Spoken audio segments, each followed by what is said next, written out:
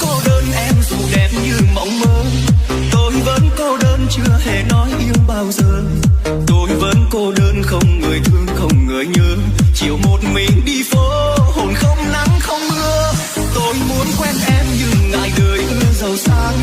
Tôi muốn yêu em nhưng tình nghĩa thua bạc vàng. Tôi biết em đang âm thầm ước mơ nhiều lắm, mà mình thì tay ngắn làm sao với được em. Những khi hoàng hôn lẻ bóng, những đêm nằm nghe gió đầu ngoài trời hiu hắt mưa rơi, lòng tự hỏi lòng cuộc đời đơn côi có buồn không. Tôi vẫn cô đơn không hơn giàu không hơn thôi. Tôi vẫn cô đơn quen chuyện